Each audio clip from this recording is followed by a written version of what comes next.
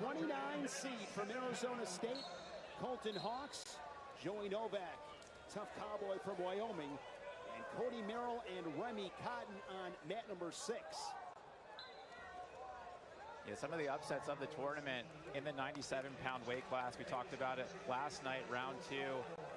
The 4, 8, and 12 seeds all got upset round 1. And then you see a guy like Hawks from Arizona State, the 29 seed, who took out Sonny Sasso in the quarterfinals. And Cotton of Rutgers with a big win last night over number 2 Elam of Iowa State. Josh Barr undefeated, 100% bonus rate. Is there a guy, Jordan, that reminds you of Josh Barr from a pace standpoint? You know who he reminds me of? Was the guy that he wrestled in Final X last year, was Trent Heidler. Right? He's not only is he a great wrestler, he's mean, really mean, and he wrestles hard. And when the fur gets flying, he gets tougher, more disciplined, more focused. And so he not only wants to make it a wrestling match, he wants to make it into a brawl, an all-out fight. I want to ask you this. Is there a moment in your career, short time, a conversation you had in your mind in a particular match that you'll never forget? Yeah, I would say so. I was thinking about this earlier today. I had one overtime match. My freshman, in the NCAA tournament, it was my freshman year. It was in the wrestleback round, and it was against Northwestern's head coach, ironically enough, Matt Storniolo. I only lost to one wrestler from the Big 12 when I was in college. And he was at Oklahoma then. He was at OU, and my goodness, I got all over his legs. I could not finish. He hit me with a Jonesy about 100 times. I couldn't finish a single leg on that guy. But it was one of those matches where I couldn't figure out how to beat him.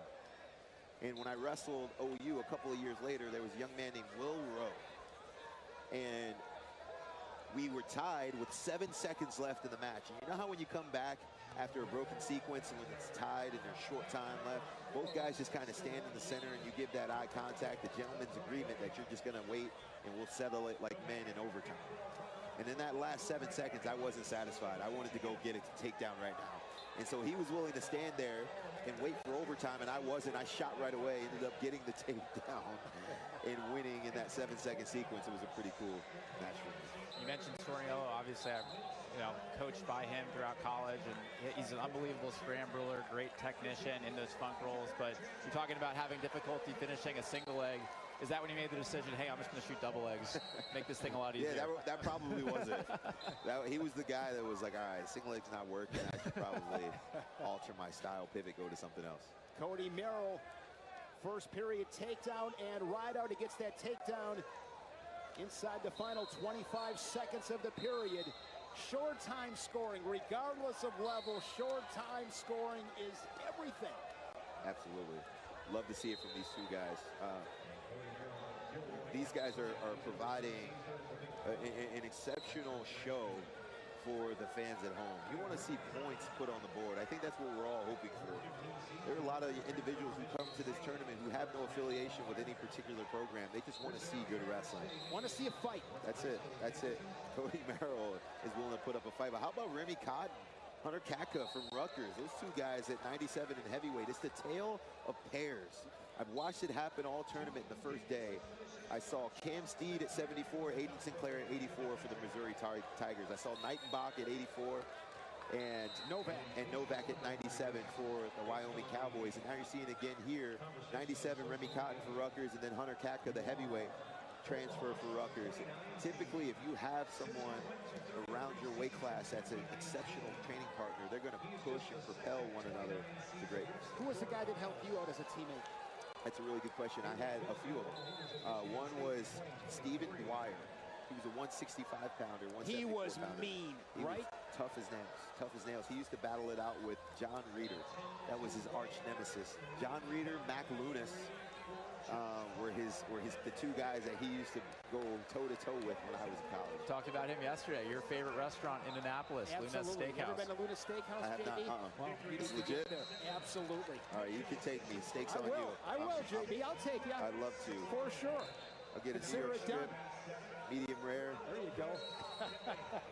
I was talking about it off broadcast, but in the national preps, my 8th grade year, you got to wrestle high school if you were out of prep school. Mac Lunes, the 1 seed. Chris Heinrich of Germantown Academy, then UVA, was the 2 seed. I had 2 of the top 3 guys in the country coming out of the national preps. Did you went to Blair? I went to Wyoming Seminary. You went to Wyoming Sem, and Mac was Mount St. Joseph. Mount St. Joseph's Academy, and yeah, Chris was from Germantown Academy.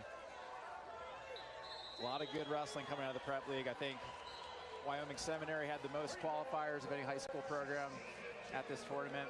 They've done an awesome job there.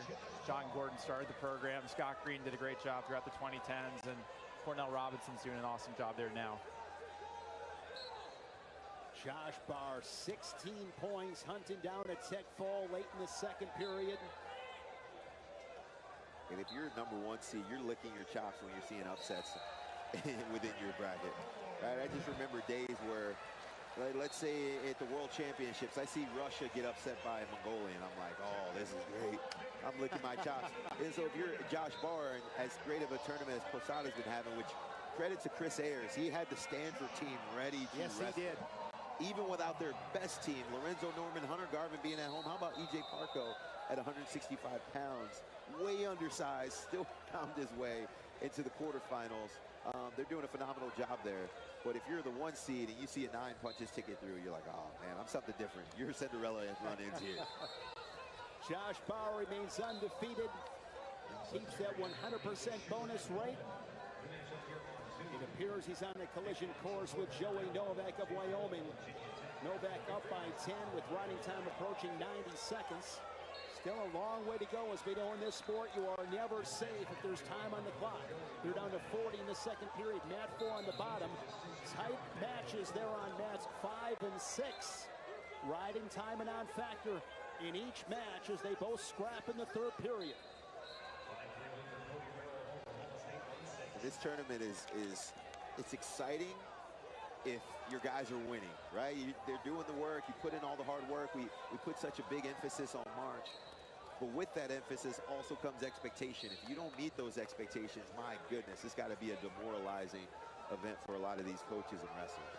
Yeah, and we talked about just the toughness of this day and the range of emotions that you feel, the highest of highs, the lowest of lows, and to your point, just having to recalibrate, refocus on the goal if you get knocked down in this round of the consolations, in the blood round.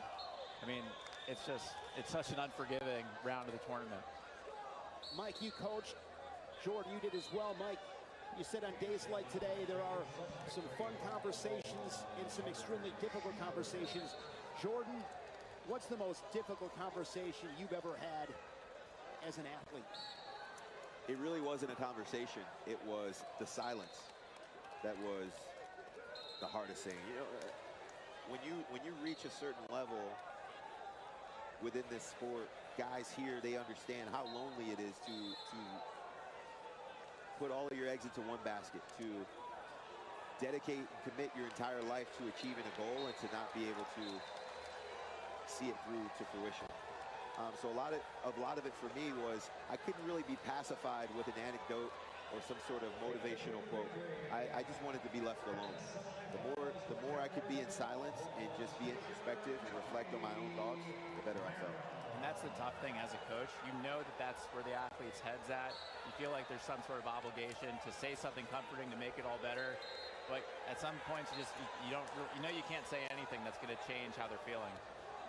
Cody Merrill gives Oklahoma State another semifinalist. Stall call with 1 second left. 1 second left in the match. Stall call on Stephen Little. So that one is going to head to sudden victory. And that's absolutely brutal. If you give that up, you think you're coasting to All-American status in the semis. That's exactly what you're talking about. You gotta forget it quick. You gotta recalibrate. You got to win the match the hard way. Stephen Little, two-time Pac-12 champ, a two-time All-American, 6th a year ago, 7th 2 years ago. Consolation matches continuing on mats 1 and 2, left of your screen, and mats 7 and 8 there on the right. Shane Sparks, Mike McMullen, special guest, Jordan Burroughs. I believe there is a challenge on mat 5.